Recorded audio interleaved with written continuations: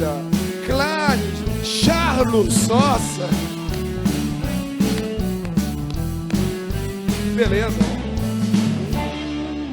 Pô, rapaz, eu falei, seu nome aqui é Charles Vieira. Eu falei, Carlos Vieira, perdão. Charles Vieira, muito bem-vindo ao nosso programa PHN. Boa noite, alegria, né, estar podendo participar aqui com vocês. Charles Vieira, né? Estou sem óculos, Charles. Não, tá certo. E o clipe aqui ficou no meio do H aqui, ficou Carlos. Mas é Charles Vieira. Charles, de São José dos Campos. Nascido e criado lá? Não, eu sou de família de pernambucanos, uma cidade chamada Tabira, no interior de Pernambuco. Você né? nasceu lá, então? Me considero pernambucano, né? Família toda de lá, somos todos de lá, graças a Deus. Quanto tempo em São Paulo? Desde muito novo, né? Já veio criança para cá. Muito pequeno para cá, né? Então não posso nem me considerar um paulista, porque a criação aqui também foi, né, dentro de uma república de pernambucanos, né? Então, que interessante. E aonde foi jeito. Isso? Foi zona leste de São José dos Campos, né? A grande maioria do povo ali é nordestino na zona leste, graças a Deus. É uma informação nova para mim também. Então, um abraço a todos os nordestinos que estão vivendo em São José dos Campos, né? Construíram essa cidade também. Um abraço para vocês, nossa homenagem a vocês também. Hoje tem aqui um representante do Pernambuco. Vamos contar a sua história, porque a sua história estava lendo um pouco e ouvindo a nossa produção. Que história fantástica de resgate e de conversão. Mas, para a gente começar a contar a sua história, Charles, vamos falar sobre família, né? Porque acho que a coisa dentro da sua própria casa, ainda na infância, né, é que gerou toda a problemática da tua vida, né? Graças a Deus hoje superada, graças a Deus hoje você é uma pessoa convertida, está à frente de uma comunidade Elion. Como é que foi a infância? Como é que foi a infância dentro de casa, com seus pais? A minha história ela é um pouquinho diferente da grande maioria, né, das pessoas que tiveram uma vida parecida com a minha, né? Porque normalmente nós usamos um argumento de que mesmo temos uma família às vezes alicerçada ou não, mas conhecemos aquilo que não presta, né, as drogas, o crime, dos portões para fora da nossa casa, né? Agora a minha realidade é completamente diferente, porque tudo aquilo que eu vivenciei e eu aprendi foi dos portões para dentro, da porta para dentro da minha casa, né? Eu costumo dizer que eu sou de uma família, de um lar desestruturado, que foi o que acarretou muita coisa na minha vida, né? A minha mãe, numa cidade do interior de Pernambuco, Tabira, não conhecia o meu pai, o casamento dos dois, o relacionamento foi um casamento arranjado por interesse. Meu pai era alguém que tinha herdado algumas posses, algumas propriedades, né? Então as mulheres ou os pais, né, na época gostariam de casar as suas filhas com alguém que tivesse, né, então foi um casamento arranjado nessa circunstância. Não foi alguém que a minha mãe conheceu, conviveu, como a gente faz hoje, tem um relacionamento, um namoro, mas foi algo que foi arranjado, né? Então eu fui fruto de um casamento, né, já de uma família que começou de uma forma errada, de uma forma desestruturada. Minha mãe sempre de uma família muito simples, né? E aí teve esse casamento arranjado em Pernambuco com o meu pai. E a minha mãe conta que aí no início eles começaram a conviver e depois vem o sentimento, né, com certeza. Mas o início foi turbulento, foi complicado, né?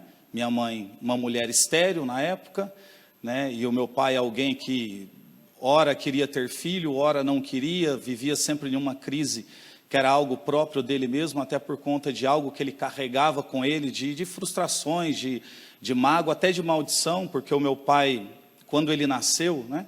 Na verdade, a sua mãe tentou abortar durante todo o período de gestação e não conseguindo, quando ele nasceu, deu para uma outra moça criar, né? Para uma outra mulher criar. E a nossa cidade, por ser uma cidade pequena, aí você tem que conviver sabendo que a mulher que você vê ou mora uma rua para cima, por exemplo, é a sua mãe que te rejeitou. Então ele já cresceu sobre o peso, né, de uma rejeição, sobre o peso de ter sido abandonado, de saber que a sua mãe tentou também tirar a sua vida. Então, o início da minha família, né, falando do meu pai e da minha mãe, foi muito turbulento, muito conturbado, né? E o meu pai não conseguiu transferir esse amor, esse afeto para a sua mãe de criação, né? Mãe verdadeira, porque mãe é aquela que cria, né? E assim conta minha mãe, dizendo que quando a minha avó, né, a madrasta do meu pai, estava para morrer em cima de uma cama, pediu para ele um copo com água, e ele, em uma crise, em uma ira tremenda, olhou para ela e disse: olha, você vai beber água no inferno, né? E ali, antes de morrer, ela amaldiçoou meu pai, infelizmente por conta da circunstância, dizendo que ele nunca seria feliz na vida e que tudo aquilo que ele tentasse não teria êxito, né?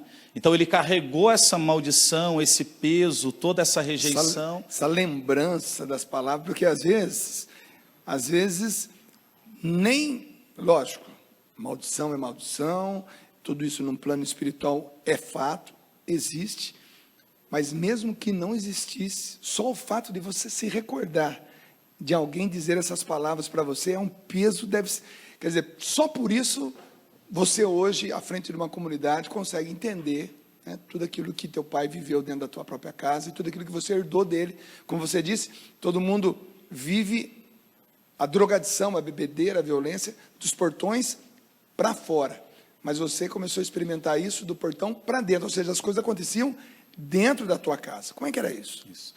Então, lá em Pernambuco ainda, né, meu pai acabou perdendo algumas coisas e nós viemos para São José dos Campos.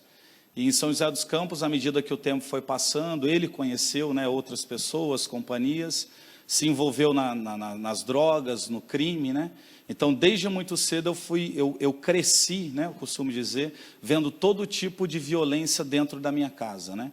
Então, eu já cresci em uma estrutura familiar nesse formato, onde eu via, né, o meu pai não tendo respeito nenhum pela minha mãe, meu pai agredia, né, a minha mãe quase que todos os dias dentro de casa, quando não apontava arma, quando não corria atrás dela com faca, né? E eu fui observando e vendo todo um peso, né, familiar, como, por exemplo, ver o meu pai tentar abusar sexualmente da minha irmã quando ela tinha 4 anos de idade. Você viu isso?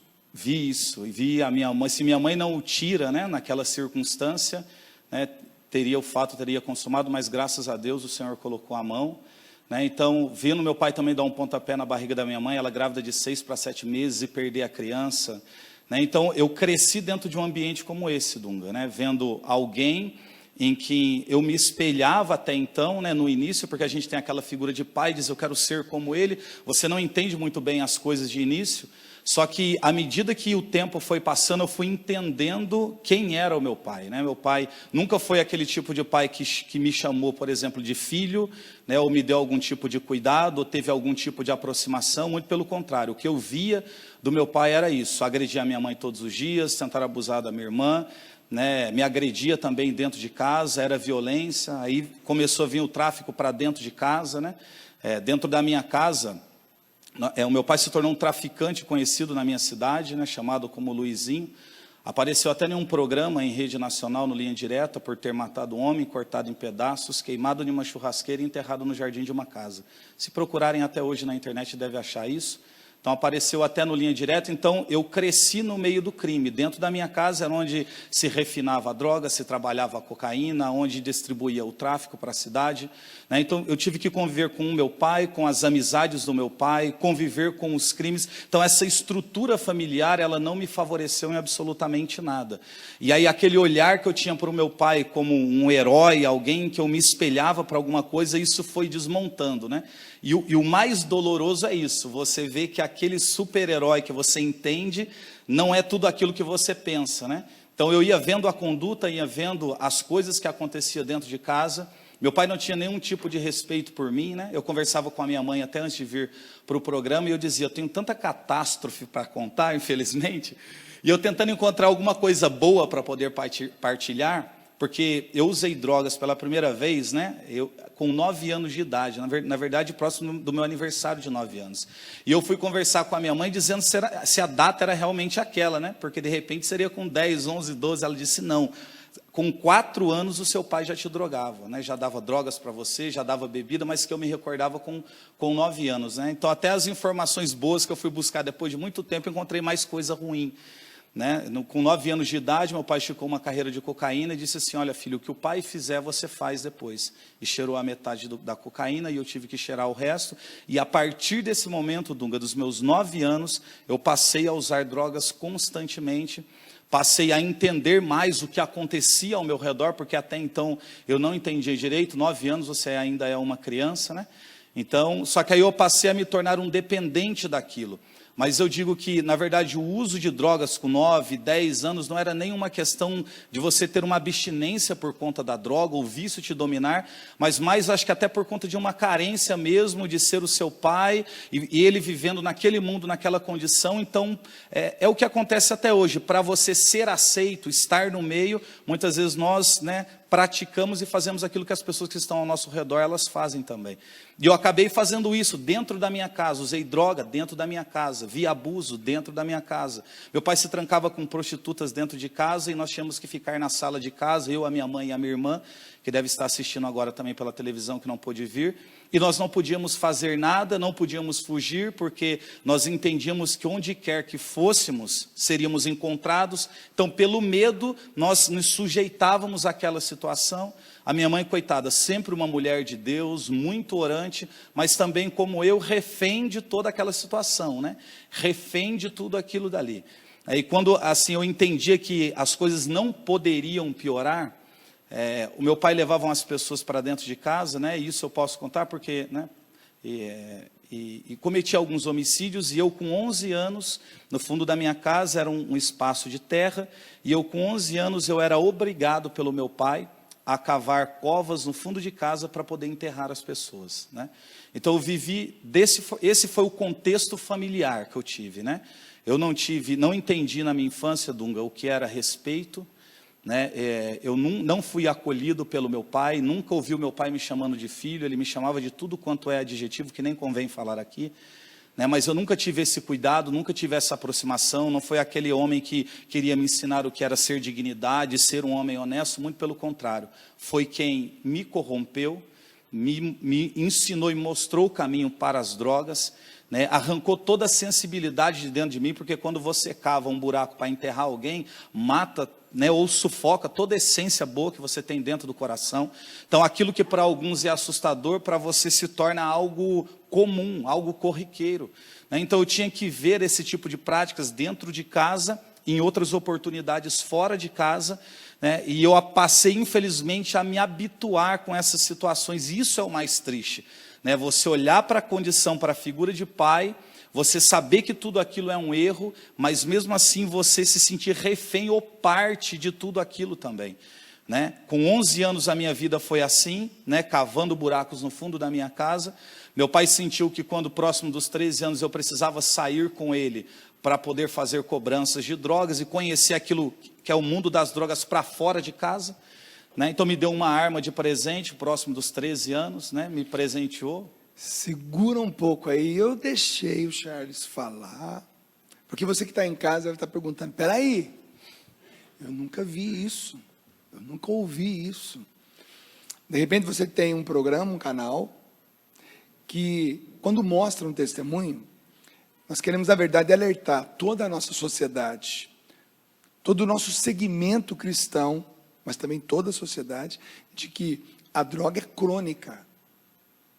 Agora, se a droga não tem solução, porque depende de toda uma fronteira do lado esquerdo do mapa do Brasil, que é muito difícil de controlar, se do outro lado tem todo um mar, que é difícil também de controlar, se dentro existe hoje coisas tremendamente organizadas, mas para quem quer sair,